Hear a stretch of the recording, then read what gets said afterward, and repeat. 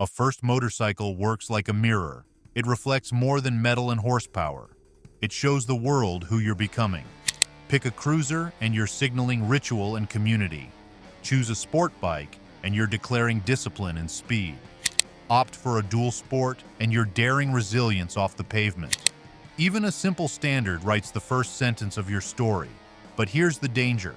Once you choose, momentum takes over, and escape is harder than you think.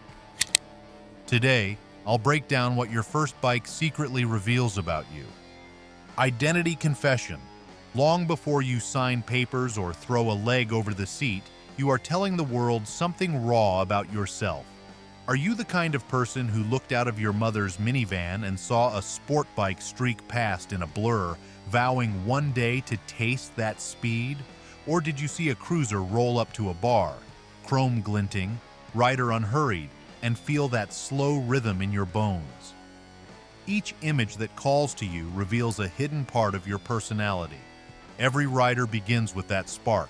You can read endless lists online about the best beginner bike, but desire cannot be algorithmic. Riders who ignore what calls to them often find themselves restless, swapping machines too soon, chasing a feeling they missed the first time. The truth is simple. If you buy only what others tell you is sensible, you will not turn around in the parking lot just to admire it. And if you do not love looking at your bike, you will not ride it. Your first motorcycle does more than transport you from one place to another. It carries your ambitions, your fears, and your projected identity. It says to the world, "This is who I am becoming." Whether you choose a standard, a cruiser, a sport machine, or a dual sport, you are declaring both lifestyle and aspiration. Desire lights the fire, yet passion alone cannot guide the journey. Once the calling becomes clear, the harder question emerges. What terrain will truly match your imagined road ahead? If you're enjoying this breakdown of how your first motorcycle reveals more than you think, give this video a like. Drop a comment below with the bike calling to you. I'd love to hear your pick. Terrain trap. What if the wrong terrain choice steals your love of riding before it even begins? Many new riders make that mistake.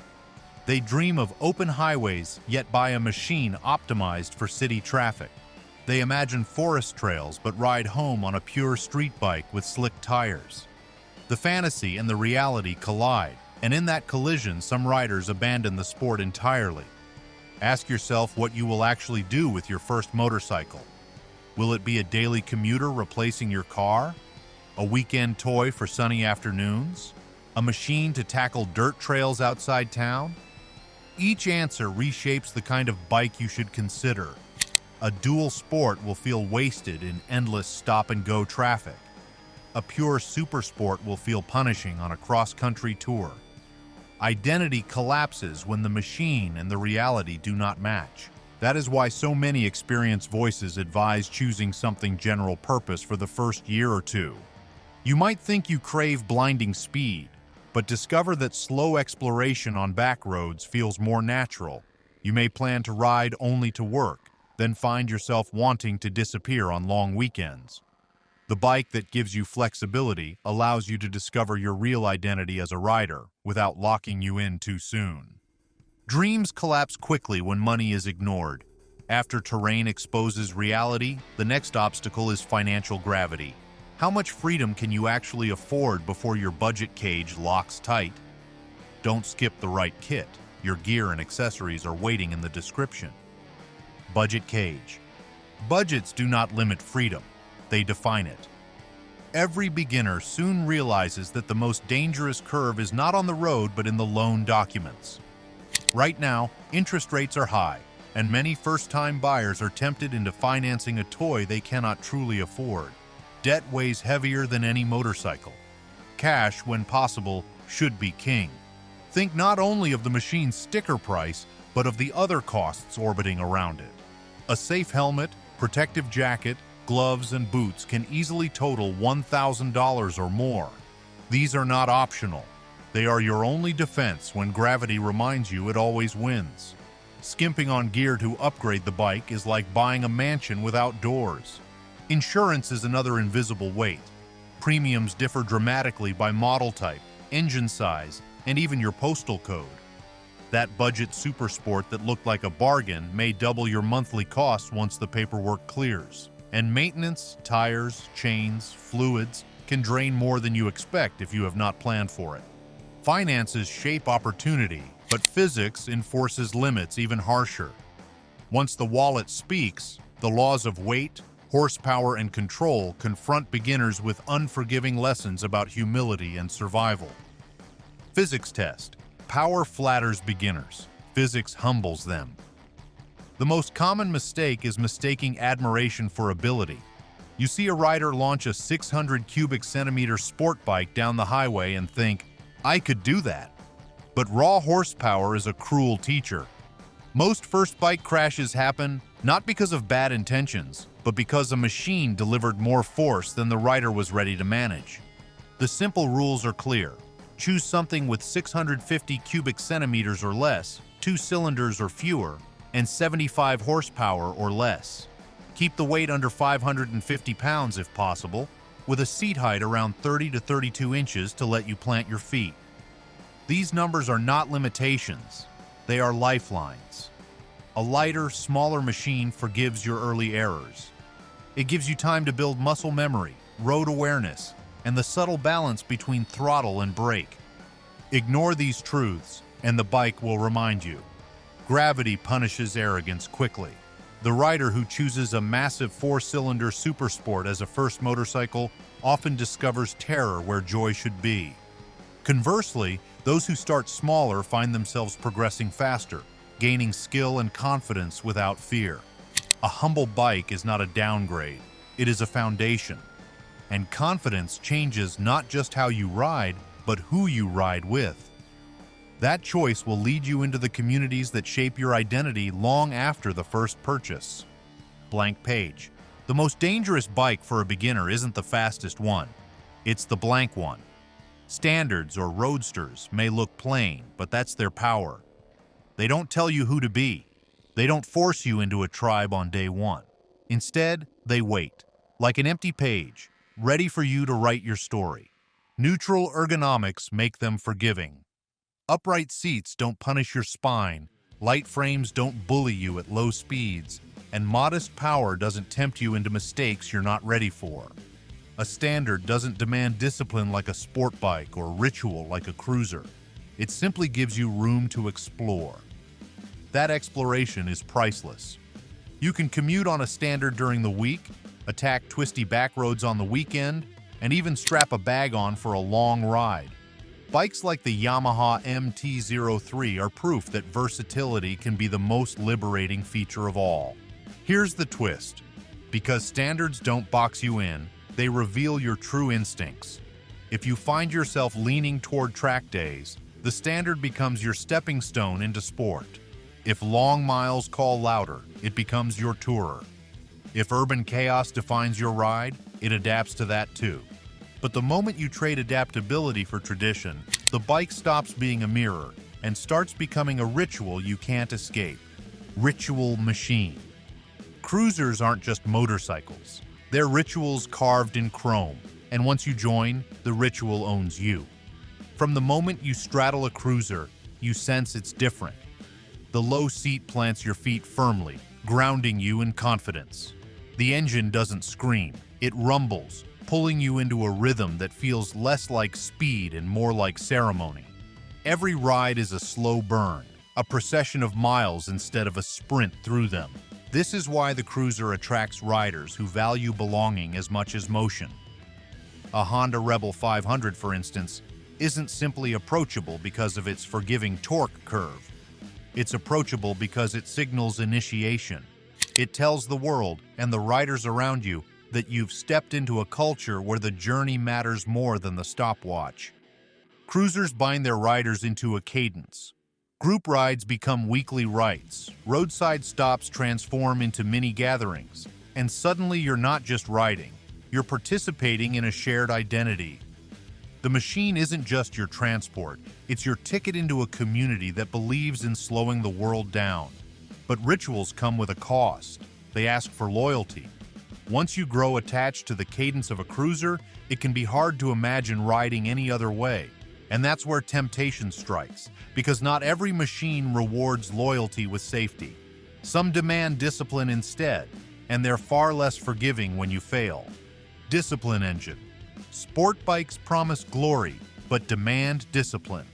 A small displacement sport bike may look sleek and aggressive, but beneath the fairings lies a machine designed to teach. Unlike their middleweight or leader-class siblings, lightweight twins under 500 cubic centimeters keep ambition within reach. They are fast enough to thrill, but not so powerful as to punish every mistake. The Kawasaki Ninja 400 has earned its reputation as a safe entry point into the performance identity. With a balanced chassis, predictable brakes, and a responsive yet manageable engine, it provides a classroom for throttle control, cornering technique, and braking under pressure. Riders who begin here learn to handle speed responsibly rather than being overwhelmed by it. The discipline it demands builds habits that last for decades. Choosing a small sport bike is not about instant mastery, but about steady ascent. It is the difference between sprinting and training for a marathon. Ego tempts many beginners into purchasing machines that are far too advanced, only to discover fear instead of joy. The true test of the discipline engine is whether you can embrace humility long enough to grow into your ambitions. Discipline on asphalt breeds precision, yet adventure calls beyond pavement's edge. Dirt tempts riders toward resilience, curiosity, and failure embraced as growth. Dual sport machines dare beginners to discover their tougher selves. Dirt Dare. The first time you drop a bike in the dirt, you don't just test the machine, you test yourself. Dual sports and adventure bikes don't pamper beginners, they dare them. Where asphalt offers predictability, dirt throws chaos into every corner, loose gravel, hidden ruts, sudden hills. A beginner who chooses this path isn't looking for ease, they're chasing resilience. These bikes are built for failure. Lightweight frames make them easy to pick up after a spill. Simple plastics shrug off scratches. Engines tuned for torque rather than speed keep you moving even when the ground fights back. The Royal Enfield Himalayan 450, for example, proves you don't need a massive budget to step into the unknown. You just need the courage to risk falling and the humility to rise again. What dirt riding does for a beginner is profound. It strips away ego. Every stall, every skid, every topple becomes a lesson in patience, control, and adaptability. By the time these riders return to pavement, they're sharper, steadier, and unafraid of the unexpected. But the dirt also imprints something deeper.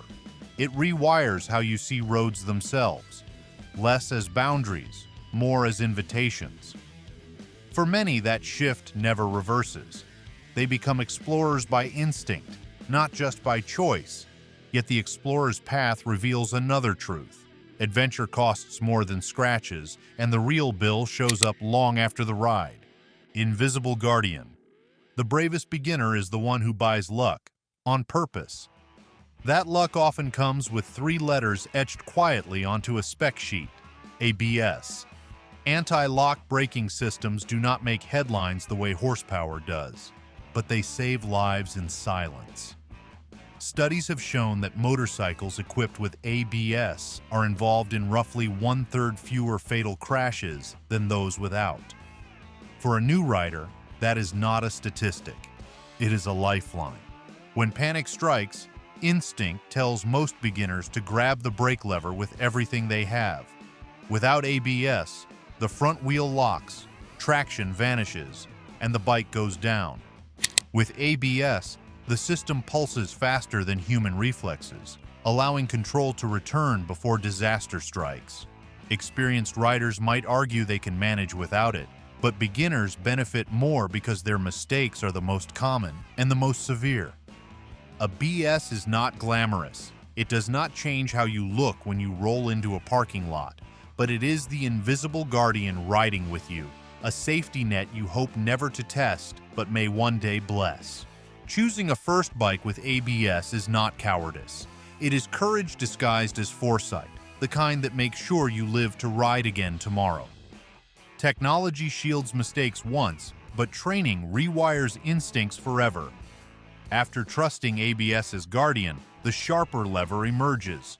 Formal education that compounds skill, transforms confidence, and multiplies survival odds daily. Skill compounder. Skills are not expensive. Overconfidence is. Many riders underestimate how much difference a single training course can make. Signing up for a motorcycle safety foundation class or an equivalent licensing program is often dismissed as optional, but in reality, it is the cheapest, fastest way to multiply your survival odds. These programs teach not just clutch and throttle control, but hazard perception, braking drills, and low-speed maneuvering, the exact skills most crashes exploit.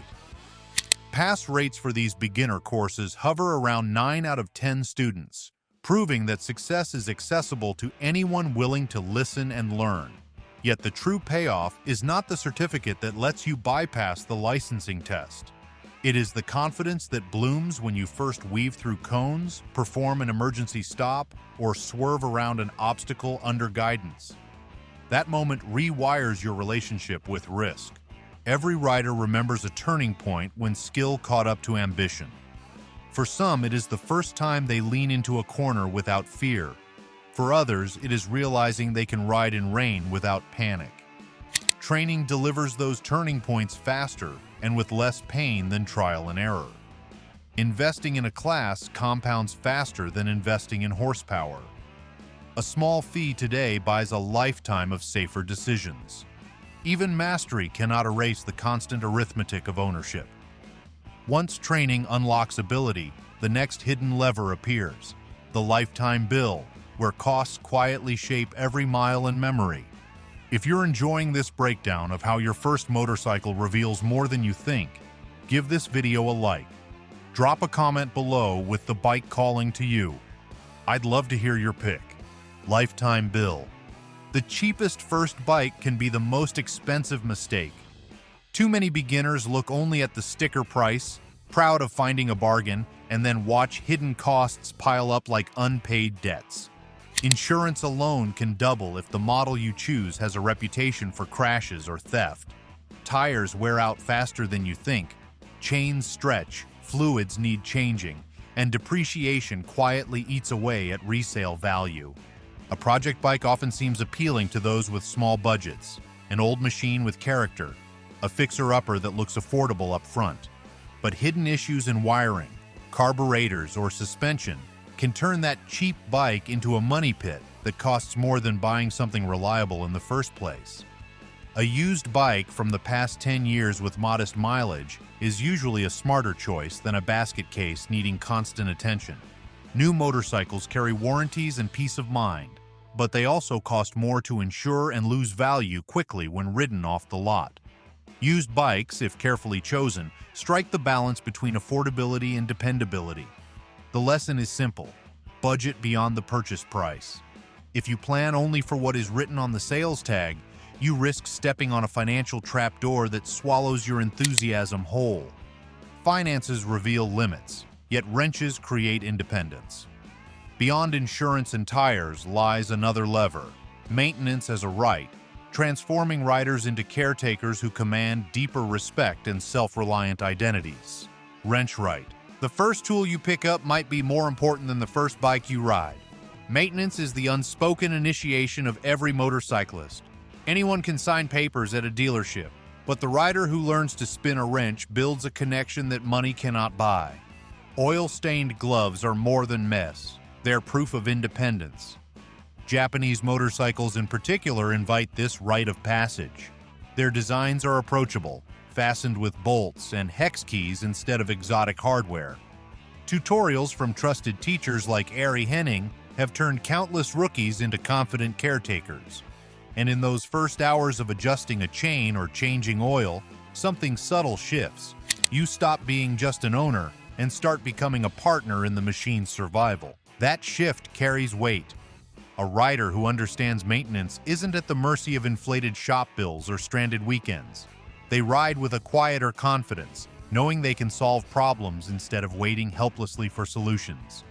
The motorcycle becomes less of a toy and more of a trusted ally. But here's the danger. Once you master the basics, you see just how fragile machines really are.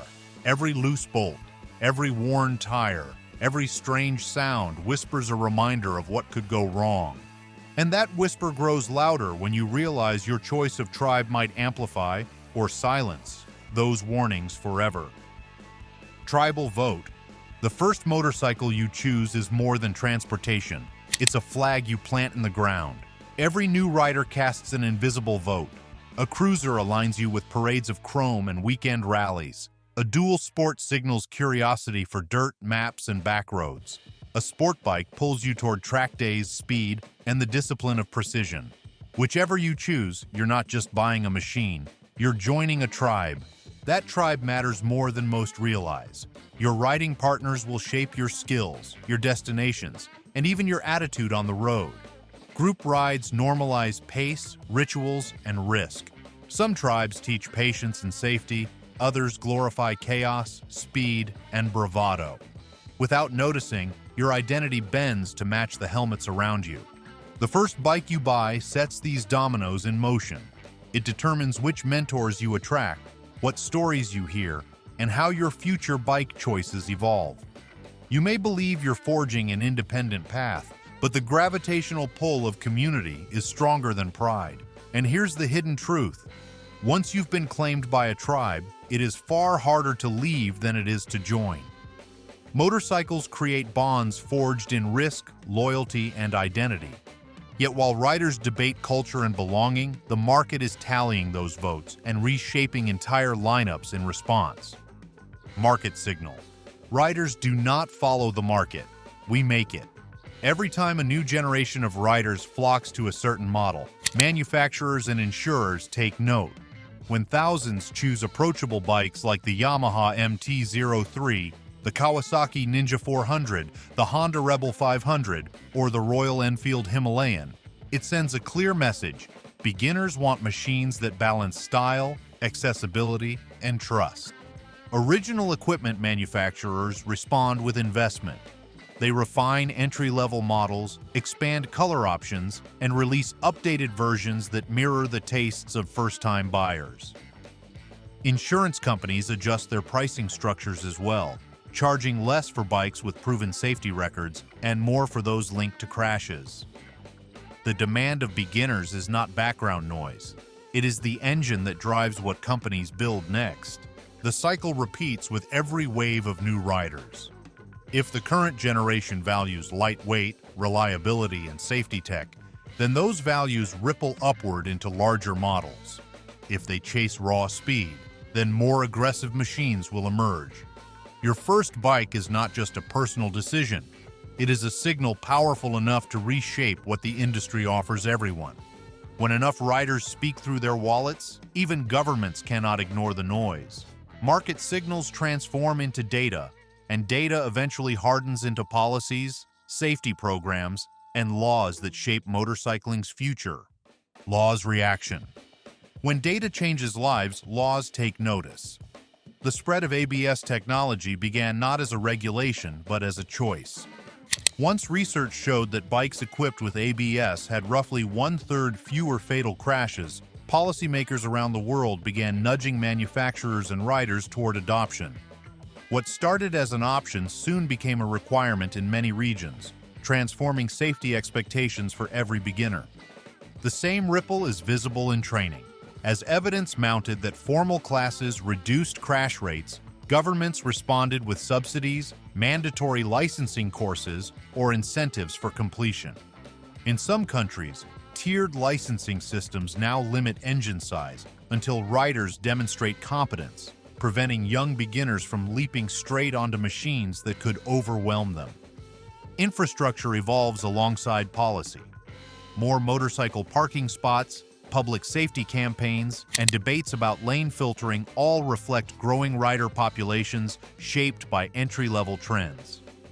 Each new wave of first-time riders pushes lawmakers to adapt, whether through regulation, infrastructure, or public investment. Policy sets the guardrails, but your first motorcycle writes the map. Beyond communities, markets, and governments, a deeper question lingers. Where does this personal road lead once the engine truly awakens? Trajectory map. Your first motorcycle doesn't just take you down the road, it locks you onto a path you may never escape.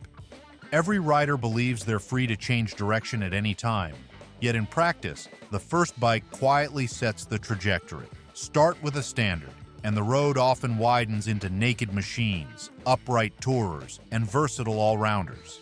Begin with a cruiser, and soon your weekends orbit around chrome, torque, and community rituals.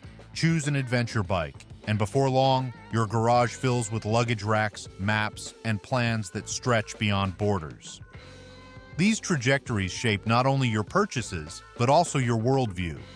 They determine the roads you chase, the riders you trust, and the machines you consider yours. What begins as a single decision at a dealership becomes a narrative that stretches years into the future. The danger is subtle. Many riders discover too late that their path was chosen not by freedom, but by habit, peers, and the weight of their first choice. They're not just following roads, they're following momentum, which means the decision you thought was temporary may be the most permanent one you'll ever make. And that's why before you buy, you must test more than one future, because the wrong audition could trap you in a role you never wanted to play. So here's the truth. Your first motorcycle is never just a machine. It's a mirror, a tribe, a market signal, and the first sentence of your riding story. The choices you make today ripple across every mile of tomorrow. If this journey opened your eyes, don't let it end here. Drop your thoughts in the comments. I want to know which bike you believe defines you. Smash the like button if you felt that spark, and subscribe right now, because the road ahead is long, and together we'll uncover every hidden turn that shapes your future.